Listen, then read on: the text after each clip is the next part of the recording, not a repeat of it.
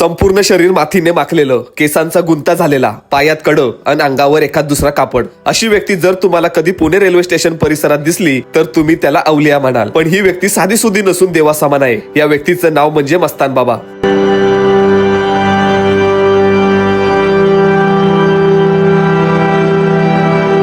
पुण्यातील मस्तान बाबा हे पुणे रेल्वे स्टेशन परिसरात अनेक वर्षापासून राहणारे एक गूढ आणि आदरणीय व्यक्तिमत्व आहे, ज्यांना त्यांचे अनुयायी सरकार म्हणून ओळखतात आणि त्यांच्याकडे चमत्कारी शक्ती असल्याचे मानतात. ते हिंदीतील काही शब्द वगळता फारसे बोलत नाहीत, पण त्यांच्याकडे विविध धर्माचे लोक आशीर्वाद घेण्यासाठी येतात आणि त्यांच्या अद्भुत व्यक्तिमत्वामुळे ते पुण्याच्या जनमानसात एक महत्त्वाचा भाग बनले आहेत. प्रामुख्याने ते पुणे रेल्वे स्टेशनच्या आसपासच दिसतात. ते साधारणतः कमरेला एक टॉवेल बांधून असतात. ऊन, पाऊस, थंडीची पर्वा न करता ते जमिनीवरच झोपतात. ते जास्त बोलत नाहीत आणि जरी बोलले तरी हिंदीतील काही मोजके शब्द बोलतात. ते कोणत्याही एका धर्माचे नसून सर्व जाती धर्माचे लोक त्यांच्याकडे आशीर्वाद घेण्यासाठी येतात. त्यांच्यावर लोकांची प्रचंड श्रद्धा आहे. त्यांना सरकार किंवा अवलिया असे म्हटले जाते. त्यांचे दर्शन घेणे म्हणजे लोक भाग्याचे समजतात. खूप सारे अनुयायी त्यांना पुणे रेल्वे स्टेशन परिसरात शोधत असतात, पण ज्यांचं भाग्य आहे त्यांनाच त्यांचं दर्शन होतं. ते गेली 25 ते 30 वर्षे याच परिसरात फिरत आहेत आणि त्यांच्यात कोणताही बदल झालेला नाही, असे त्यांच्या जुन्या अनुयायांचे म्हणणे आहे. ते सामान्य माणूस नसून त्यांच्यात एक दैवी तेज आहे, असे अनेकांचे मत आहे. त्यांना स्पर्श करणे किंवा दर्शन घेणे हे अनेकांसाठी एक आध्यात्मिक अनुभूती मानली जाते. पुण्यातील रेल्वे स्टेशन जवळील या परिसरात मस्तान बाबांचे तुम्हाला कधी दर्शन झाले आहे का?